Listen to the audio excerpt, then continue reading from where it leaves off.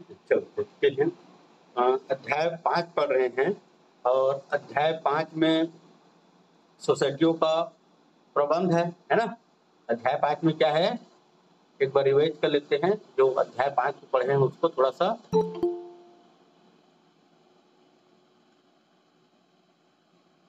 ठीक है, अध्याय 5। ठीक है, अध्याय 5 में क्या है? सोसाइटियों का प्रबंध। क्या है? सोसाइटियों का प्रबंध, मैनेजमेंट है ना? आरएमडी। ठीक है, 2 ठीक है, 2, 3 है ना? 2, 3, 4, 5 ठीक है। तो आरएमडी, उसके बाद एमपी है ना? आरएमडी, उसके बाद क्या है? एमपी। ठीक है। आर से रजिस्ट्रीकरण, अध्याय 2, अध्याय 3 मेंबर, अध्याय 4 ड्यूटीज और एमपी है ना? आरएमडी कहाँ मिलेगा? एमपी में मिलेगा। तो एम से मैनेजमेंट, एम से मैनेजमेंट। तो अध्याय 5 में है सोसाइटियों का प्रबंध। ठीक है, इसमें देखे थे हम लोग धारा 48। क्या देखे थे? धारा 48 को देखे थे, जिसमें है ना सोसाइटी का अंतिम प्राधिकार है। सोसाइटी का क्या है? अंतिम प्राधिकार है ना? धारा 48 में क्या देखे थे? सोसाइटी का अंतिम प्राधिकार। उसके बाद 48 का देखे,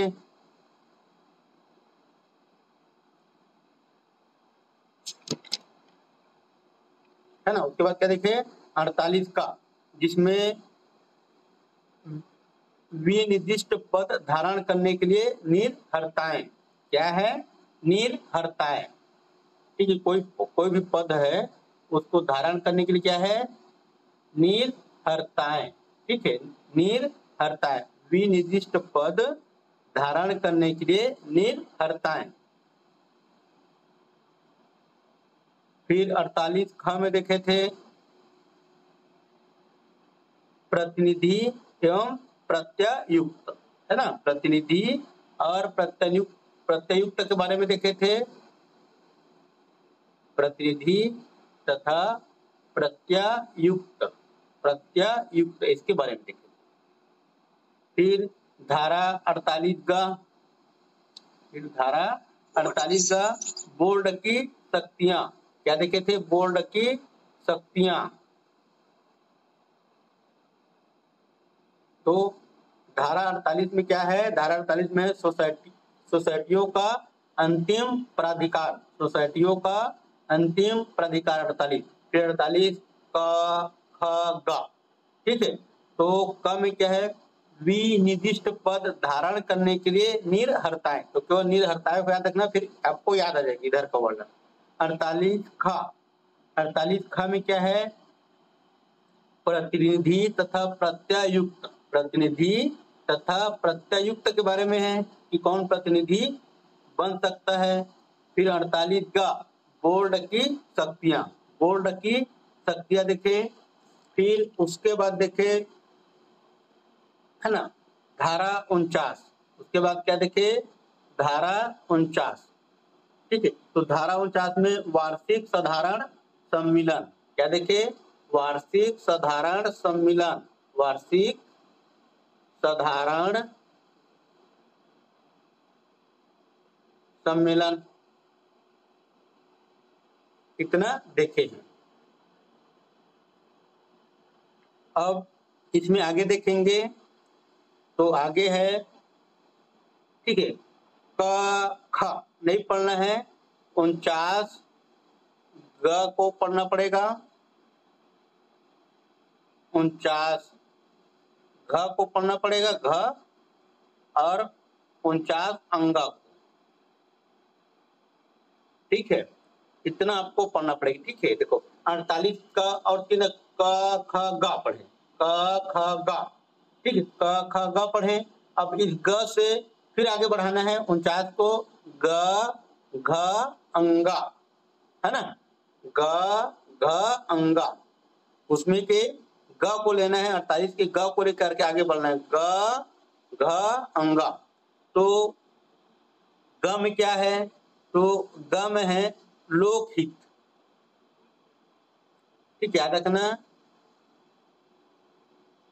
लोकहित आदि में निर्देश देने की सरकार की शक्ति, ठीक है, निर्देश देने की किसकी शक्ति? सरकार की शक्ति। किसकी शक्ति? सरकार की शक्ति, ठीक है। तो लोकहित आदि में, लोकहित आदि में निर्देश देने की सरकार की शक्ति। किसकी शक्ति? सरकार की।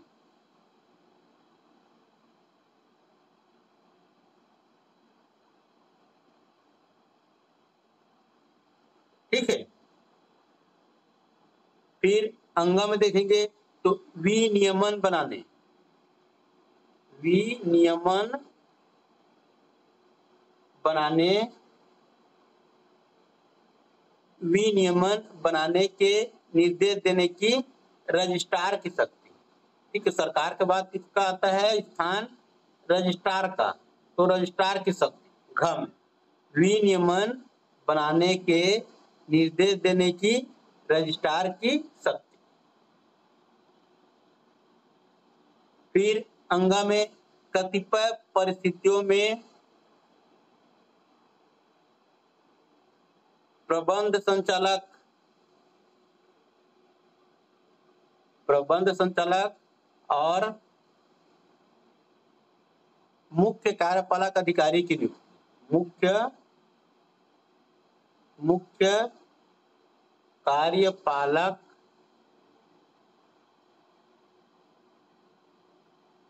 अधिकारी की नियुक्ति। इतना आपको देखना है, इतना क्या करना है आपको देखना है।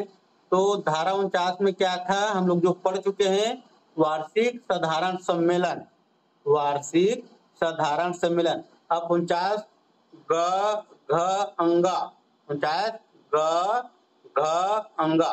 तो ग में लोकहित आदि में निर्देश देने की किसकी शक्ति? सरकार की शक्ति। तो लोकहित में है ना निर्देश देने की सरकार की शक्ति। घ में विनियमन बनाने के लिए है ना निर्देश देने की रजिस्ट्रार की शक्ति। और अंगा में कतिपय परिस्थितियों में प्रबंध संचालक और मुख्य कार्यपालक अधिकारी की नियुक्ति, कतिपय परिस्थितियों में, ठीक है। तो इतना याद रखना है 49 में, ठीक है। इतना क्या रखना है आपको 49 में याद रखना है। तो चलो पढ़ते हैं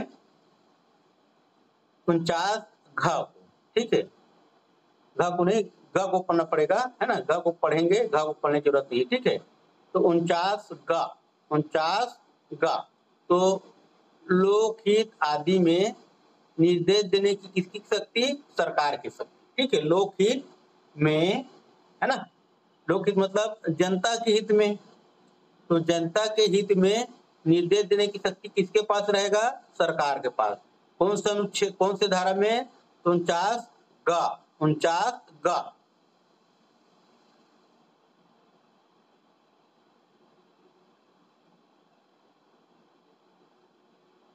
चलो इसके बारे में डिटेल देखते हैं, क्या आप पढ़ सकते हैं इसमें, ठीक है। क्या आपका है देखो, केवल इसमें समझना है क्या है, बाकी इसमें कुछ याद रखने वाली चीज नहीं है, ठीक है। तो लोकहित में निर्देश देने की सरकार की शक्ति क्या है? तो देखो, यदि राज्य सरकार का रजिस्ट्रार से रिपोर्ट प्राप्त होने पर या अन्यथा यह समाधान हो जाता है कि लोकहित में या सरकार द्वारा अनुमोदित या हाथ में लिए गए सहकारी उत्पादन और अन्य विकास कार्यक्रमों का समुचित कार्यान्वयन सुनिश्चित करने के लिए या साधारणतः सोसाइटी के कामकाज का समुचित प्रबंध सुनिश्चित करने के लिए या फिर सोसाइटी के कार्यकलापों का संचालन उसके सदस्यों या निक्षेपकर्ताओं या लेनदारों के हितों के लिए अब पायकर रीति में किए जाने का निवारण करने के लिए आवश्यक है कि साधारणतः किसी वर्ग की सोसाइटियों को या विशिष्टता किसी सोसाइटी या किन्हीं सोसाइटियों को निर्देश जारी किए जाए तो राज्य सरकार उन्हें समय समय पर निर्देश जारी कर सकेगी। यथास्थिति सभी सोसाइटियां या संबंधित सोसाइटियां ऐसे निर्देशों का अनुपालन करने के लिए क्या होगी, आबद्ध होगी। ठीक है, इसमें आपको कुछ पढ़ने के केवल इसमें समझना है कि लोकहित में सरकार क्या निर्देश देगा। ठीक है, आपको सोसाइटियों को है ना सरकार लोकहित में क्या निर्देश जारी करेगा। ठीक है, बस इतना ही जानना है, कुछ नहीं। ठीक है, तो सरकार को लगेगा, ठीक है, सरकार को लगेगा कि जहां पर सोसाइटियों को कुछ निर्देश जारी करना है, ठीक है, तो समय समय पर है ना यथास्थिति सभी सोसाइटी या संबंधित सोसाइटी को क्या करेंगे, है ना, निर्देश जारी करेंगे। और उस निर्देश का पालन करने के लिए सोसाइटियां क्या रहेंगे, आबद्ध रहेगी। क्या रहेगी, आबद्ध, मतलब जो सरकार निर्देश देगा उसका पालन करना ही पड़ेगा। ठीक है, बस आपको इतना याद रखना। ठीक है, धारा 49 ग केवल क्या रखना है, धारा को याद रखना है, लोकहित आदि में निर्देश देने की सरकार की शक्ति। ग के बाद घ, तो ग के बाद घ को देखते हैं, तो विनियमन बनाने के निर्देश देने की रजिस्ट्रार की शक्ति। विनियमन है ना, विनियमन बनाने के लिए निर्देश देने की शक्ति किसके पास है, रजिस्ट्रार के पास है। किसके पास है, रजिस्ट्रार के पास, है ना। तो याद रखना बस यहाँ पर केवल धारा को, किसको याद रखना है, केवल धारा को ही आपको याद रखना है। ठीक है, और कुछ याद रखने की जरूरत नहीं है, याद रहेगा। ठीक है, और कुछ इसमें याद रखने की जरूरत नहीं है।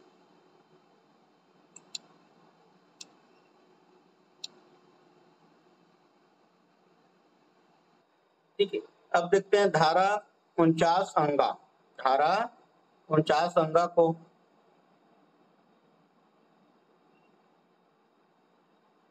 तो कतिपय परिस्थितियों में, ठीक है, प्रबंध संचालक और मुख्य कार्यपालक अधिकारी की नियुक्ति।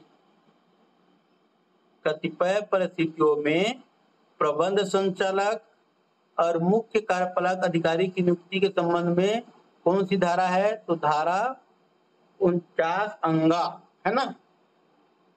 तो चलो किसको बना सकते हैं उसको देखते हैं। ठीक है, तो इस अधिनियम या उसके अधीन बनाए गए नियमों, है ना, सोसाइटियों के या उप विधियों में अंतर्विष्ट किसी बात के होते हुए भी किसी ऐसी शीर्ष सोसाइटी के लिए, इसके लिए शीर्ष, हम लोग सोसाइटी कितने स्तर में होते हैं, संरचनात्मक रूप से 3 प्रकार के होते हैं, है ना। एक होता है सबसे ऊपर में शीर्ष सोसाइटी, क्या होता है वो, सबसे ऊपर में शीर्ष सोसाइटी होता है। मध्य में होता है केंद्रीय सोसाइटी, मध्य में क्या होता है, केंद्रीय। और सबसे अंतिम में होता है ना, जो निम्न स्तर का रहता है आपका प्राथमिक सोसाइटी। ठीक है, तो शीर्ष सोसाइटी, उसके बाद आपका आएगा केंद्रीय सोसाइटी, उसके बाद आएगा प्राथमिक सोसाइटी। ठीक, उसके बाद क्या आएगा, प्राथमिक सोसाइटी। तो कल आपको बताया था शीर्ष सोसाइटी की संख्या कितने बताया था, 5। शीर्ष सोसाइटी की संख्या क्या बताया था, 5। ठीक है, केंद्रीय सोसाइटी की संख्या 6। केंद्रीय सोसाइटी ज्यादा है। ठीक है, शीर्ष सोसाइटी जो बड़ा रहता है, बड़ा आदमी क्या रहता है, कम ही रहेगा, याद रखना। ठीक है, बड़ा आदमी कम मिलेगा, ठीक है, छोटा आदमी ज्यादा मिलेगा। ठीक है, जो बड़े कार्यालय है कम रहेगा, ठीक है, बड़ा कार्यालय कम रहेगा और छोटा कार्यालय या छोटा सोसाइटी क्या रहेगा, ज्यादा रहेगा। तो शीर्ष सोसाइटी 5, केंद्रीय सोसाइटी उससे एक ज्यादा 6। ठीक है, और प्राथमिक सोसाइटी 2058, कितना, 2058, इतना आपको बताया था। ठीक है, जब हम लोग आगे पढ़ेंगे सोसाइटी की संरचना, है ना, तो उसमें आपको और डिटेल में बताया जाएगा। ठीक है, अभी केवल यहाँ पर आप संख्या याद रखो, है ना, संख्यात्मक रूप से क्वेश्चन पूछ सकता है। ठीक है, शीर्ष सोसाइटी 5, केंद्रीय सोसाइटी 6 और प्राथमिक सोसाइटी 2058। कितना? 2058। तो देखो, किसी ऐसी शीर्ष सोसाइटी के लिए जहां राज्य सरकार ने उसकी अंश पूंजी में क्या किया हो? अभिदाय किया हो। मतलब जो उसका अंश पूंजी था, ठीक है, उसमें सरकार भी अपना अंश पूंजी लगाया है ना? अंश पूंजी लगाया है या फिर अंश पूंजी नहीं लगाया है, तो शीर्ष सोसाइटी क्या दिया हो? शीर्ष सोसाइटी उससे उधार लिया होगा सरकार से, या वित्तीय सहायता दी होगी। ठीक है, 3 कंडीशन हो सकता है। ठीक, राज्य सरकार शीर्ष सोसाइटी को, देखो सरकार किसको देगा? उधार।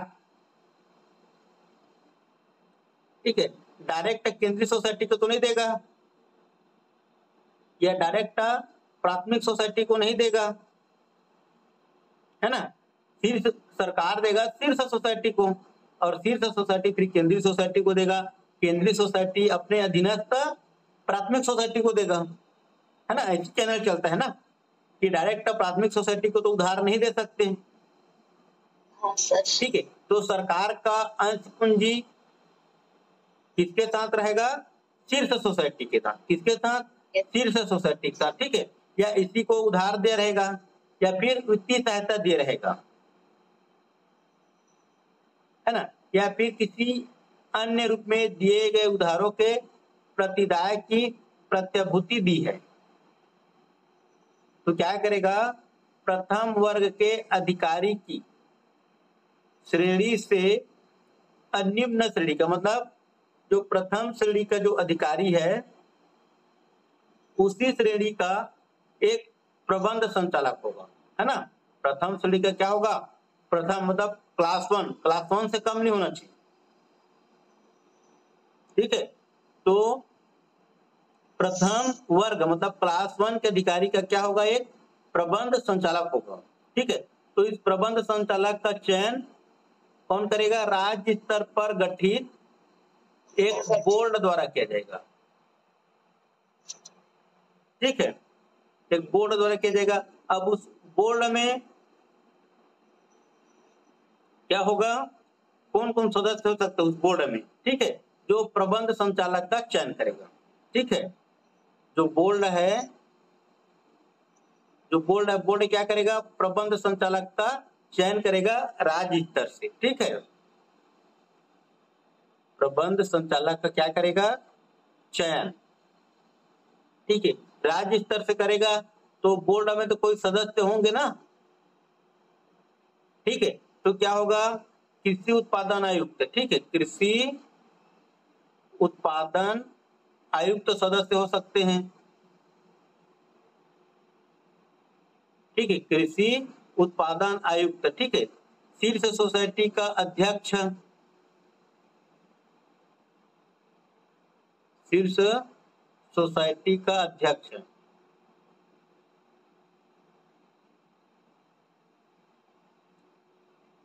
ठीक है, रजिस्ट्रार,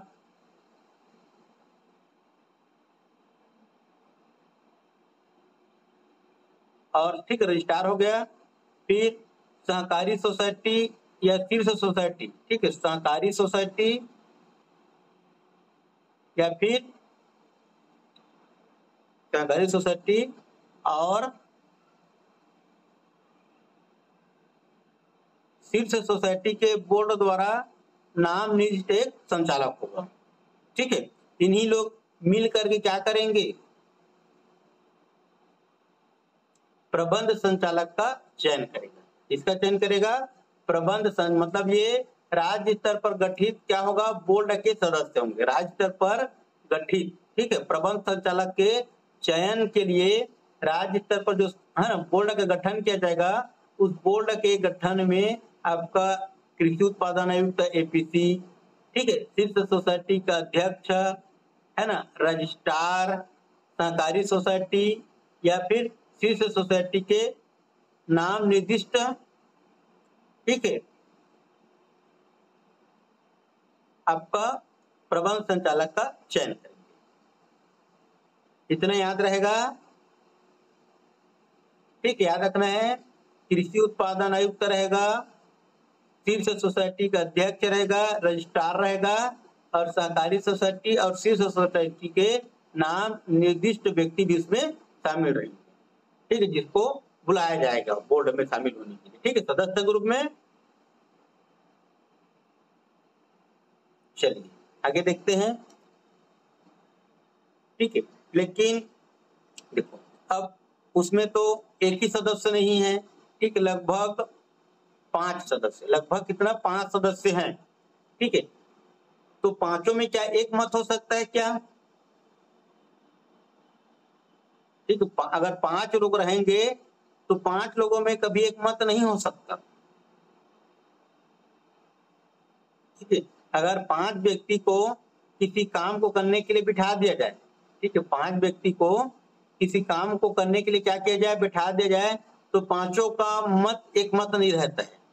ठीक है, तो कोई ना कोई एक क्या रहेगा, उसका मत दूसरा रहेगा, किसी न किसी व्यक्ति का, है ना। पांचों व्यक्ति का एक मत नहीं हो सकता। ठीक है, तो जो बोर्ड है, प्रबंध संचालक का चयन सर्वसम्मति से करने में असफल रहता है। ठीक है, बोर्ड को राज्य सरकार क्या दिया है कि प्रबंध संचालक का चयन करो बोल के दे दिया है जिम्मेदारी। ठीक है, लेकिन वो जिम्मेदारी का है ना निर्वहन नहीं कर पाता है, सर्वसम्मति से प्रबंध संचालक का चयन नहीं कर पाता है, तो क्या होगा, मामला अब राज्य सरकार के पाले में चला जाएगा। ठीक है, बोर्ड से किसके पाले में चला जाएगा, राज्य सरकार का। ठीक है, तो राज्य सरकार जो निर्णय लेगा वही क्या होगा, अंतिम होगा। ठीक है, प्रबंध संचालक के नियुक्ति के संबंध में राज्य सरकार, ठीक है, प्रबंध संचालक के नियुक्ति के संबंध में राज्य सरकार जो निर्णय लेगा वही निर्णय क्या होगा, अंतिम होगा और सर्वमान्य होगा। बोलते हैं ना, कहीं पर भी जाओगे तो जो कमेटी का जो निर्णय है अंतिम या सर्वमान्य होगा। ठीक है, तो कमेटी निर्णय नहीं ले पाया तो सरकार निर्णय लेगा, तो सरकार का निर्णय क्या होगा, अंतिम और सर्वमान्य होगा। ठीक है, और जो प्रबंध संचालक है, बोर्ड का पदेन सदस्य रहता है। ठीक है, जो प्रबंध संचालक है, ठीक है, राज्य स्तर पर गठित बोर्ड का क्या होगा, पदेन सदस्य होगा।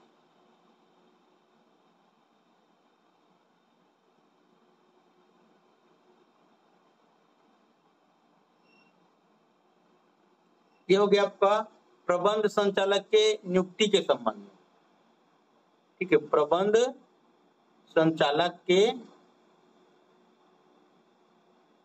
नियुक्ति के संबंध में, तो प्रबंध संचालक के नियुक्ति के संबंध में क्या देखे, राज्य स्तर पर है ना बोर्ड का क्या करेंगे, गठन करेंगे। राज्य स्तर पर क्या करेगा, बोर्ड का गठन, और इस बोर्ड को क्या जिम्मेदारी दिया जाएगा कि वो प्रबंध संचालक का नियुक्ति करे। ठीक है, तो इस बोर्ड में कौन कौन सदस्य थे, कृषि उत्पादन आयुक्त थे, है ना।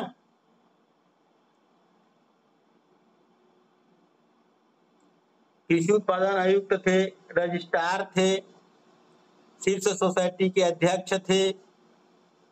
ठीक है, सहकारी सोसाइटी या शीर्ष सोसाइटी के नाम निर्दिष्ट व्यक्ति मिल करके क्या करेंगे, राज्य स्तर पर प्रबंध संचालक का चयन करेंगे। ठीक है, अब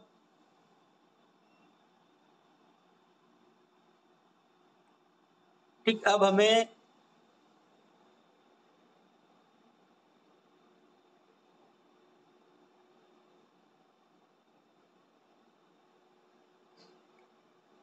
देखो प्रत्येक केंद्रीय सोसाइटी के लिए इस अधिनियम या उसके अधीन बनाए गए नियमों या उपविधियों में अंतर्विष्ट किसी बात होते हुए भी जहां राज्य सरकार ने उसकी अर्थ पूंजी में विदाई किया, फिर वही बात, या उधार या वित्तीय सहायता दी है, या उधारों या डिबेंचरों या अग्रिमों के प्रति दाय की प्रतिभूति दी है। ठीक है, या किसी अन्य रूप में अनुदान दिए हैं, वहां द्वितीय श्रेणी की पद से अनिम्न श्रेणी का एक क्या होगा, प्रबंध संचालक या महाप्रबंधक होगा, जो सोसाइटी का मुख्य कार्यपालक अधिकारी और बोर्ड का पदेन सदस्य होगा। ठीक है, तो जो मुख्य कार्यपालक अधिकारी है, ठीक है, हम लोग क्या देख रहे हैं, तो प्रबंध संचालक और मुख्य कार्यपालक अधिकारी की नियुक्ति। ठीक है, तो प्रबंध संचालक आपको प्रथम वर्ग का रहेगा, क्या रहेगा, प्रथम श्रेणी। ठीक है, प्रथम वर्ग का। तो जो मुख्य कार्यपालक अधिकारी है, मुख्य कार्यपालक अधिकारी, ठीक है, मुख्य कार्यपालक अधिकारी किस श्रेणी का होगा, सेकंड क्लास होगा, द्वितीय श्रेणी का होगा। ठीक है, द्वितीय श्रेणी को याद रखना। ठीक है, कौन सा श्रेणी होगा, द्वितीय श्रेणी का। ठीक है, और ये द्वितीय श्रेणी होगा मुख्य कार्यपालक अधिकारी, और ये भी क्या होगा,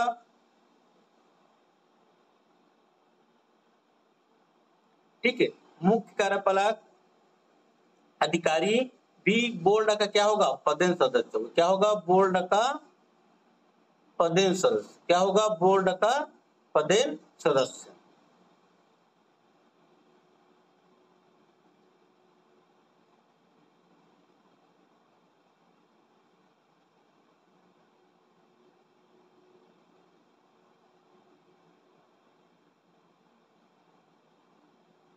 ठीक है, अब देखो मुख्य कार्यपालक अधिकारी की नियुक्ति तो धारा 54, ठीक है, अभी आगे पढ़ेंगे, धारा 54 के अधीन संधारित संवर्ग के अधिकारियों में से की जाएगी। ठीक है, जब धारा 54 पढ़ेंगे तो धारा 54 में दिया हुआ है मुख्य कार्यपालक अधिकारी के बारे में, तो धारा 54 के अधीन संधारित संवर्ग के अधिकारियों में से की जाएगी।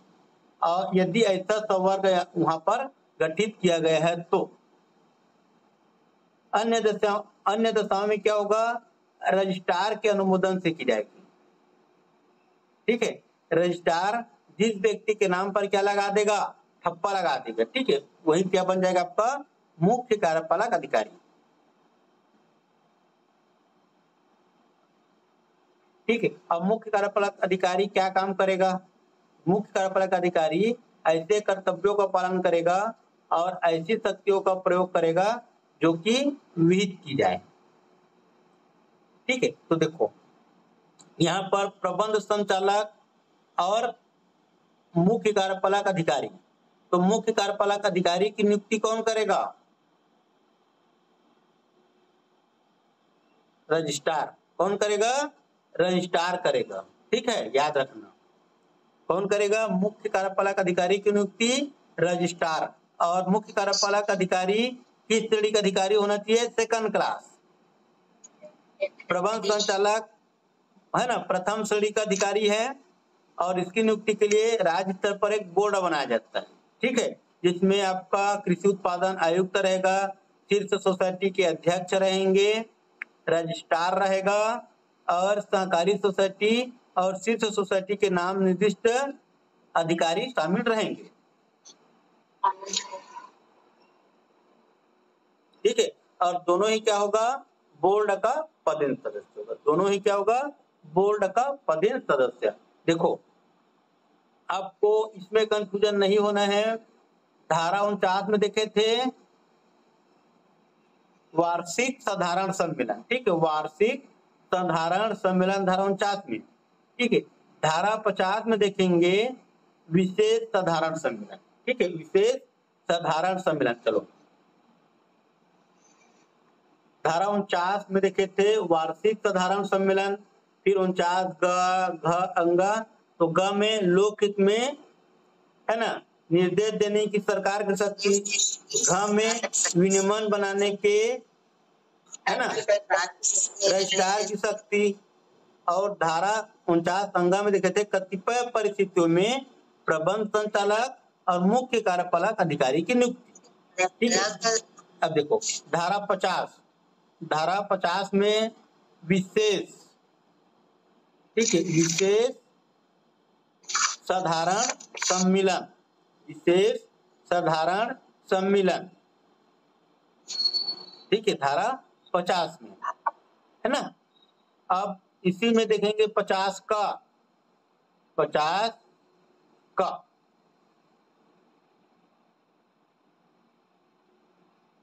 ठीक है, सोसाइटी की प्रतिनिधि,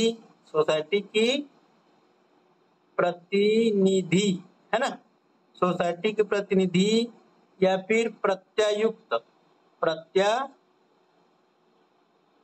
सोसाइटी की प्रतिनिधि या प्रत्यायुक्त के निर्वाचन में अभ्यर्थी या मतदाता होने के लिए निरर्हता, मतलब क्या अर्हताएं हैं, ठीक है, या फिर क्या निरर्हताएं हैं, उसको देखेंगे,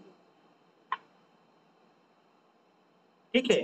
सोसाइटी की प्रतिनिधि या प्रतियुक्ता के निर्वाचन में अभ्यर्थी कौन हो सकता है, अभ्यर्थी या मतदाता होने के लिए निरर्हता, ठीक है, निरर्हता,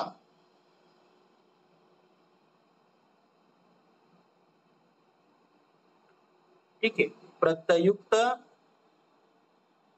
प्रत्यायुक्त के निर्वाचन में, ठीक, इसके दोनों के प्रतिनिधि या फिर प्रत्यायुक्त के निर्वाचन में अभ्यर्थी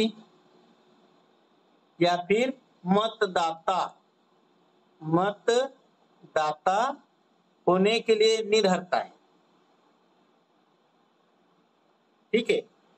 सदस्य बनने के लिए या प्रतिनिधि या प्रत्यायुक्त बनने के लिए क्या निरर्हताएं हैं, या फिर निर्वाचन में मत देने के लिए क्या निरर्हताएं हैं, ये, ठीक है। धारा 50 का और धारा 50 ख में याद रखना है राज्य निर्वाचन आयोग, क्या याद रखना है, राज्य निर्वाचन आयोग, ठीक है, बहुत महत्वपूर्ण है, किस धारा में है, तो यहाँ से धारा भी पूछ सकता है या इसके बारे में भी पूछ सकता है, ठीक है। राज्य निर्वाचन आयोग धारा 50 ख, धारा 50 ख, ठीक है। तो धारा 50 में 50 को पढ़ना है, 50 का और 50 ख को पढ़ना है,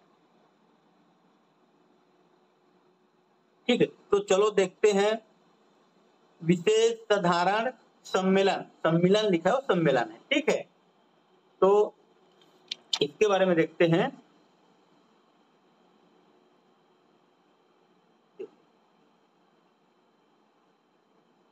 बोर्ड की किसी भी समय, ठीक, बोर्ड किसी भी समय सोसाइटी का विशेष साधारण सम्मेलन बुला सके, ठीक है। इसके लिए कोई टाइम फिक्स नहीं है या महाम फिक्स नहीं है कि कब बुलाया जाएगा, ठीक है। किसी भी समय विशेष साधारण सम्मेलन बुला सकते हैं, ठीक है। बोर्ड किसी भी समय, कौन बुलाएगा, बोर्ड बुलाएगा, कौन बुलाएगा, बोर्ड, ठीक है। तो बोर्ड किसी भी समय सोसाइटी का विशेष साधारण सम्मेलन बुला सकती है ना, या फिर रजिस्ट्रार, ठीक है, रजिस्ट्रार चाहे तो बुला सकता है, ठीक है, या फिर सदस्यों की कुल संख्या के 1/10 सदस्य, है ना, 1/10 सदस्यों से लिखित में अध्यपेक्षा प्राप्त होने के पश्चात 1 माह के भीतर ऐसा सम्मेलन बुलाएगी। देखो, जो बोर्ड है, ठीक है, बोर्ड चाहे तो किसी भी समय, है ना, सोसाइटी का विशेष साधारण सम्मेलन बुला सकता है, ठीक है। लेकिन अगर रजिस्ट्रार, ठीक है, रजिस्ट्रार महोदय चाहे या फिर जो समिति के 1/10 सदस्य चाहे, समिति के 1/10 सदस्य चाहे तो, है ना, भाई आप इन लोग बुलाएंगे, बोलेंगे तो तुरंत नहीं बुला सकते, ठीक है। जब इन लोग चाहेंगे कि समिति का, है ना, सोसाइटी का विशेष साधारण सम्मेलन बुलाया जाए तो कितने दिन में बुलाएंगे? तो 1 माह के भीतर। कितने दिन में बुला देंगे? 1 माह का टाइम रहेगा, ठीक है। 1 माह के भीतर ऐसा सम्मेलन बुलाएगा, ठीक है। बोर्ड चाहे तो किसी भी समय बुला सकता है, ठीक है, लेकिन रजिस्ट्रार या समिति के 1/10 सदस्य द्वारा लिखित में, ठीक है, लिख के देंगे तो 1 माह के भीतर बुला सकता है बोर्ड, ठीक है। कौन बुला सकता है? बोर्ड। याद रहेगा, विशेष साधारण सम्मेलन किसी भी टाइम बुला सकते हैं, ठीक। विशेष लिखा है नाम में, लेकिन विशेष के बाद साधारण भी लिख दिया है ना, ठीक है। विशेष लिखा है, स्पेशल लिखा है, स्पेशल के बाद साधारण भी लिख दिया है, तो साधारण मीटिंग है तो कभी भी बुला सकते हैं। रजिस्ट्रार महोदय चाहे या समिति के 1/10 सदस्य लिखित में लिख के दे कि सोसाइटी का विशेष साधारण सम्मेलन बुलाया जाए तो 1 माह के भीतर बुलाएंगे। कितने दिन में बुलाएंगे? 1 माह के भीतर।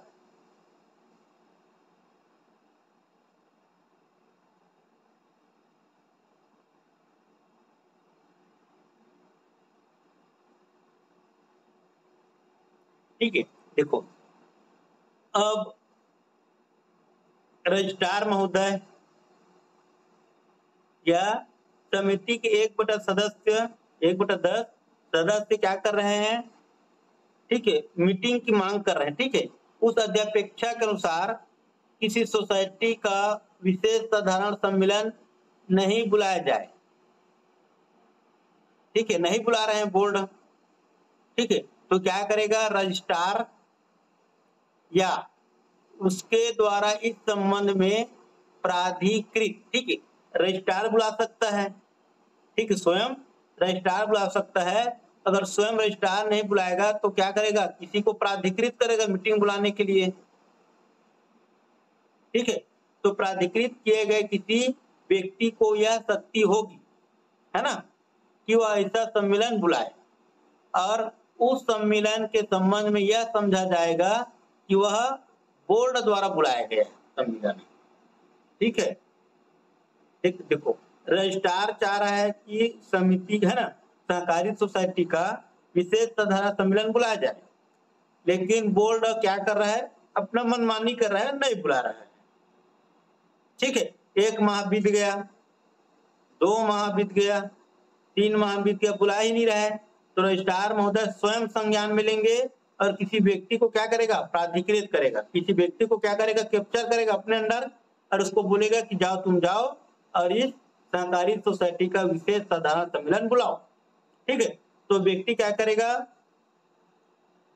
उस सोसाइटी का साधारण सम्मेलन बुलाएगा और जो सम्मेलन होगा, ठीक है, जो सम्मेलन बुलाया जाएगा उसको बोर्ड द्वारा बुलाया गया सम्मेलन समझा जाएगा, भले ही बोर्ड नहीं बुला रहा है, ठीक है। अब देखो, अब भाई आप रजिस्ट्रार का कहना नहीं मानोगे, ठीक है, तो रजिस्ट्रार आपको छोड़ेगा क्या? नहीं छोड़ेगा, ठीक है। अगर आप रजिस्ट्रार का कहना नहीं मानोगे तो रजिस्ट्रार आपको शांत बैठने देगा क्या? कोई भी बड़ा अधिकारी शांत, ठीक है, आप किसी बड़े अधिकारी के आदेश का अवहेलना करोगे तो आपको बड़े अधिकारी जीने देंगे क्या ऑफिस में? नहीं देंगे, ठीक है। फिर क्या होगा? कार्यवाही होगा। फिर क्या होगा? कार्यवाही, ठीक है। तो देखो, ठीक है, फिर जिम्मेदारी कौन है ना, कौन बोर्ड का मुख्य जो अधिकारी रहेगा उसके ऊपर गाज गिरेगी फिर, ठीक है। तो जहां कोई ऐसा ऑफिसर जिसका कि इस अधिनियम या उसके अधीन बनाए गए नियमों या उप विधियों के उपबंधों के अनुसार ऐसा सम्मेलन बुलाने का कर्तव्य था, ठीक है। अब बोर्ड में तो कोई मेन रहेगा ना, ठीक है, जो सम्मेलन बुलाएगा, ठीक है, तो जो अधिकारी रहेगा मेन, ठीक है, तो उसको युक्ति युक्त प्रति हेतु के बिना, ठीक है, सम्मेलन बुलाने में चूक करे,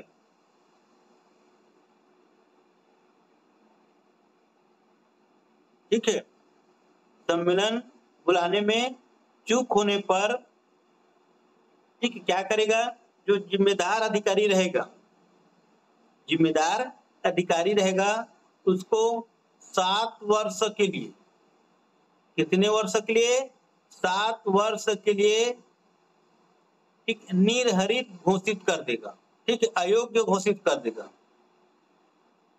7 वर्ष के लिए, ठीक है, 7 वर्ष के लिए क्या कर देगा, अयोग्य घोषित, ठीक है। रजिस्ट्रार महोदय टेंशन में आएगा तो कितने साल के लिए आपको निर्हरित घोषित कर देगा, 7 साल के लिए, ठीक है। अगर वह अधिकारी ठीक है सोसाइटी का कर्मचारी है मान लो, ठीक है, बोर्ड का कर्मचारी रहेगा या बोर्ड का अधिकारी रहेगा तो उसको 7 साल के लिए अयोग्य घोषित कर देगा, ठीक है। अगर जो जिम्मेदार अधिकारी सोसाइटी का ही निकला, ठीक है, सोसाइटी का ही निकल गया, ठीक है, तो सोसाइटी का है, तो सोसाइटी का है तो उसको 5,000 रुपए के दंड से क्या कर देगा, दंडित करके छोड़ देगा, ठीक है। अगर बोर्ड का अधिकारी है तो 7 साल के लिए अयोग्य घोषित कर देगा, ठीक है। और सोसाइटी का कर्मचारी है तो सोसाइटी के कर्मचारी होने पर ठीक है 5,000 रुपए के दंड से क्या करेगा, दंडित करेगा, कितना से, 5,000 रुपए के दंड से दंडित किया जाएगा, याद रखना, ठीक है। सम्मेलन बुलाने से चूक होने पर हाँ, अगर रजिस्ट्रार महोदय या समिति के 1/10 सदस्य लिख के देते हैं, ठीक है, कि सहकारी सोसाइटी का विशेष साधारण सम्मेलन बुलाया जाए, ठीक है, तो 1 महीने में बुलाने का रहता है, 1 महीने के अंदर में नहीं बुलाया तो रजिस्ट्रार महोदय स्वयं किसी व्यक्ति को प्राधिकृत करके बुलाएंगे मीटिंग, ठीक है। मीटिंग बुलाने के बाद ठीक है मीटिंग तो हो गया, अब उसके बाद रजिस्ट्रार महोदय तो चुप बैठेगा नहीं, क्यों नहीं बैठेगा, क्योंकि उसके आदेश की अवहेलना किया गया है, ठीक है, नियमों की अवहेलना किया गया है, ठीक है। तो क्या करेगा, कौन अधिकारी जिम्मेदार है बोर्ड के, ठीक है, जो मीटिंग नहीं बुलाया उसके ऊपर कार्रवाई करेगा, क्या कार्रवाई करेगा, तो उसको 7 वर्ष के लिए अयोग्य घोषित कर देगा, ठीक है। अगर वह कर्मचारी सोसाइटी का निकला, ठीक है, तो उसको 5,000 रुपए के दंड से दंड देगा, 5,000 रुपए से क्या करेगा, उसको दंडित करेगा, क्या करेगा, दंडित,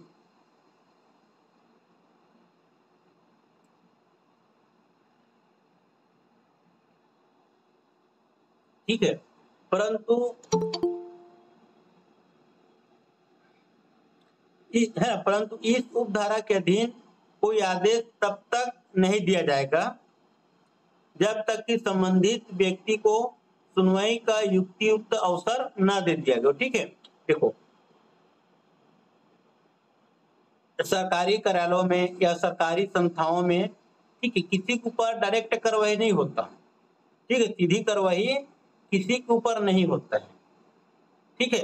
पहले उसको सुनवाई का अवसर देगा, ठीक है, पहले उसको क्या देगा, सुनवाई का अवसर, अगर सुनवाई का अवसर देगा उसमें दोषी पाए जाने पर ही, ठीक है, दोषी पाए जाने पर ही कार्रवाई होता है, ठीक है। आपको बिना सुने है ना, बिना समझे आपके ऊपर सीधी कार्रवाई है ना कभी नहीं हो सकता, ठीक है। अगर आप ऊपर डायरेक्ट कार्रवाई कर देते हैं कोई भी कर्मचारी तो आप न्यायालय की शरण में जा सकते हैं, ठीक है, आप स्वतंत्र है न्यायालय की शरण में जाने के लिए। देखो आप न्यायालय भी जाओगे तो जज साहब आपको देख के सीधा दंड दे देते हैं क्या, ठीक है। आप किसी का हत्या भी किए रहोगे तो आपका है ना सुनवाई होगा, ठीक है, जान रहा है कि आप हत्यारे हो, ठीक है, आप हत्यारे हो, ठीक है, पूरा दुनिया जान रहा है, ठीक है, जज भी जान रहा है, ठीक है, लेकिन बिना सबूत के है ना, सबूत के बिना गवाहों के, ठीक है, आपको दंड नहीं दे सकता, ठीक। जैसे कि कोई भी जैसे कि दूसरे देशों से आतंकवादी आते हैं, ठीक है, आतंकवादी आते हैं, ठीक है, अब जान रहे पूरा देश जान रहा है कि आतंकवादी है, ठीक है, आतंकवादी है तो उसको सीधा क्या दे देना चाहिए, मृत्यु दंड दे देना चाहिए उसी दिन, है ना, उसी दिन क्या दे देना चाहिए, मृत्यु दंड दे देना चाहिए, है ना। अब उसको तो जान रहे, पूरा देश जान रहा है कि आतंकवादी है, ठीक है, उसका सुनवाई करने का क्या जरूरत, ठीक है। लेकिन भारतीय संविधान में ऐसा प्रावधान नहीं है कि किसी को सीधा बिना सुनवाई का दंड दिया जा सके, ठीक है। आप दोषी है, पूरा दुनिया जा रहा है, तब भी से आपको सुनवाई होगा, ठीक है, आपका पक्ष सुना जाएगा, उसके बाद आपको, है ना, अगर आप जो गवाह है, जो सबूत है आपके विरोध में रहेगा तो आपको दंड देगा, नहीं है तो नहीं देगा, ठीक है। तो सुनवाई का अवसर देना ही है, सुनवाई का अवसर क्या है, देना ही है। ये हो गया धारा 50 विशेष साधारण सम्मेलन, ठीक है। तो विशेष साधारण सम्मेलन, ठीक है, कभी भी बुला सकता है, ठीक है, बोर्ड कभी भी बुला सकता है, ठीक है। रजिस्ट्रार और समिति के 1/10 सदस्य लिखित में लिख के दे तो 1 माह के भीतर बुलाएगा, ठीक, 1 माह के भीतर सम्मेलन बुलाने में असफल रहता है कौन, बोर्ड, तो रजिस्ट्रार स्वयं किसी व्यक्ति को क्या करेगा, प्राधिकृत करेगा और सम्मेलन बुलाएगा, और जो सम्मेलन बुलाएगा उसको बोला जाएगा कि बोर्ड के द्वारा बुलाए गए हैं, ठीक है। उसके बाद कार्रवाई चलेगा, भाई बुलाया नहीं है तो कार्रवाई चलेगा ही, कार्रवाई चलेगा तो जो बोर्ड के कर्मचारी रहेंगे, ठीक है, जो दोषी रहेगा उसको 7 साल के लिए अयोग्य घोषित कर देंगे, और अगर जो कर्मचारी सहकारी सोसाइटी का सदस्य है तो उसको 5,000 रुपए के दंड से दंडित करेंगे, ठीक है। और ऐसा आदेश तब तक जारी नहीं करेगा जब तक कि उसको सुनवाई का अवसर न दे दिया गया हो, ठीक है। इतना याद रहेगा विशेष साधारण सम्मेलन के बारे में। ये राष्ट्र कोई बड़ा बता दे सुनाए, अरे तो किसी को भी दंड देंगे तो दंड देने से पहले उसको सुनवाई का अवसर देंगे ना, बस वही है, हाँ हाँ, ठीक। ऐसा कोई भी आदेश जारी नहीं करेगा रजिस्ट्रार, है ना, जब तक उसे सुनवाई का अवसर न दे दिया गया हो। सुनवाई होने के बाद उसको आदेश जारी करेगा कि आपको 7 साल के लिए निर्धारित घोषित किया जाता है, या फिर आपको 5,000 रुपए के आर्थिक दंड से दंडित किया जाता है, ठीक है। अब चलो देखते हैं 50 का, 50 का, तो 50 का में क्या है, सोसाइटी की या फिर बोर्ड, ठीक है, सोसाइटी की या फिर बोर्ड, तो सोसाइटी की या बोर्ड में प्रतिनिधि या प्रत्यायुक्त के निर्वाचन में अभ्यर्थी या मतदाता होने के लिए निर्हरता,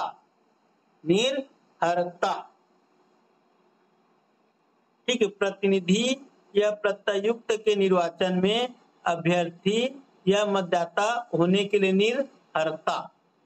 तो देखो,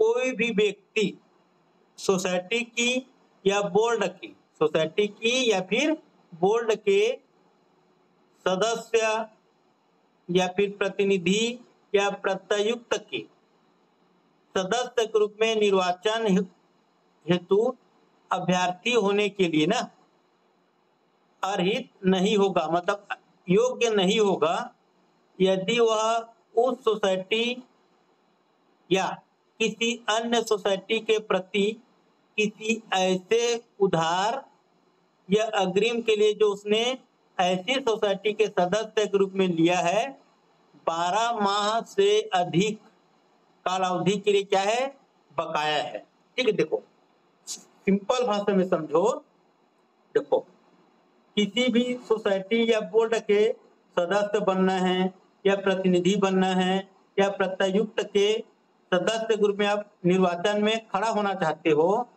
तो आपको किसी भी सोसाइटी के, है ना, उधार या अग्रिम का जो बकाया है 12 माह से अधिक अवधि के लिए नहीं होना चाहिए, मतलब आप उधार लिए हो, मान लो आप किसी सोसाइटी से क्या लिए हो, उधार लिए हो या फिर अग्रिम लिए हो, ठीक है, उधार या अग्रिम लिए हुए, ठीक है, 12 माह से ज्यादा हो गया है, ठीक है, 12 माह से क्या हो गया है, अधिक हो गया है, और आपने उस उधार या अग्रिम को अभी तक पटाया नहीं है, तो फिर आप उस सोसाइटी के निर्वाचन में, है ना, अभ्यर्थी के रूप में पात्र नहीं हो, ठीक है। आपको अगर आपका बकाया 12 माह से कम है तो आप अभ्यर्थी के रूप में खड़े हो सकते हो, ठीक है, चुनाव में खड़े हो सकते हो। अगर आपका बकाया 12 माह से ज्यादा है, 12 माह से ज्यादा है, तो फिर आप चुनाव में खड़े नहीं हो सकते, आप एक अभ्यर्थी के रूप में पात्र नहीं हो, ठीक है। तो बकाया, है ना, या उधार या अग्रिम कितने महीने से ज्यादा नहीं होना चाहिए, 12 माह से ज्यादा नहीं होना चाहिए, ठीक है, याद रहेगा। ये किसके लिए है, प्रतिनिधि या फिर प्रत्यायुक्त या फिर सदस्य के निर्वाचन में खड़े होने के लिए, ठीक है, निर्वाचन में, ठीक है, अभ्यर्थी के रूप में खड़े होने के लिए है, ठीक है, कि आपका उधार या अग्रिम 12 माह से ज्यादा नहीं होना चाहिए, है ना। और यही कंडीशन आपका निर्वाचन में मत देने के लिए भी है, यही कंडीशन क्या है, निर्वाचन में मत, कि कौन निर्वाचन में मत दे सकता है, ठीक है। ये तो अभ्यर्थी के रूप में खड़े होने के लिए था, ठीक है, जो ये उधार या अग्रिम लिखा है 12 माह से अधिक नहीं होगा, है ना, ये क्या था, निर्वाचन में एक अभ्यर्थी के रूप में खड़े होने के लिए था, लेकिन निर्वाचन में मत भी देना पड़ेगा ना, ठीक है। तो कौन सदस्य हैं, ठीक है, जो निर्वाचन में मत नहीं दे सकता, ठीक है। तो ऐसे उधार या अग्रिम जिसका बकाया, है ना, जिसको 12 माह से अधिक काल अवधि के लिए पटाया नहीं है ना, भुगतान नहीं किया है, शेष है उसका, ठीक है, तो वो व्यक्ति निर्वाचन में मत नहीं डाल सकता, ठीक है। दोनों के लिए ही सेम कंडीशन है, दोनों के लिए क्या है, ठीक, निर्वाचन में खड़े होने के लिए भी सेम कंडीशन है और निर्वाचन में मत देने के लिए भी सेम कंडीशन है, ठीक है। अगर आप निर्वाचन में खड़े हो सकते हो मतलब आप निर्वाचन में मत दे सकते हो ना, ठीक है। जैसे कि हम लोग कितने साल में वोट देना चालू कर देते हैं, 18 वर्ष से, ठीक है, लेकिन 18 वर्ष से अधिक होने पर ही क्या होता है, मतलब 21 साल से आप किसी भी चुनाव में, है ना, चुनाव लड़ सकते हैं, 21 साल होना चाहिए, ठीक है। 18 साल में क्या होगा, आप वयस्क हो, ठीक, आप वोट दे सकते हो, ठीक है, लेकिन आपको 21 साल होगा तभी आप किसी भी चुनाव लड़ सकते हो, ठीक है। ठीक उसी तरह से अगर आप, है ना, किसी सोसाइटी का, है ना, उधार या अग्रिम लिए हो, अगर वो 12 माह से अधिक कालावधि के लिए है, ठीक, अधिक कालावधि से ज्यादा हो गया है 12 माह से, आप उसका बकाया को पटाया नहीं हो, तो आप फिर निर्वाचन में खड़े नहीं हो सकते और न ही निर्वाचन में मत डाल सकते हो, ठीक है। तो 50 का, ठीक है, सोसाइटी की या बोर्ड की प्रतिनिधि या प्रतियुक्ता के निर्वाचन में अभ्यर्थी या मतदाता होने के लिए निर्भरता। अब 50 खा, राज्य निर्वाचन आयोग, ठीक है, राज्य निर्वाचन आयोग को कल पढ़ेंगे, बहुत लंबा चौड़ा है, बस आपको पढ़ना है और उसको समझ के दिमाग में रखना है, ठीक, याद करने वाला कोई चीज नहीं है राज्य निर्वाचन आयोग, ठीक है, केवल आपको उस क्या क्या काम करता है उसको आपको समझना है। तो आज के लिए इतना ही, बाकी कल देखिए।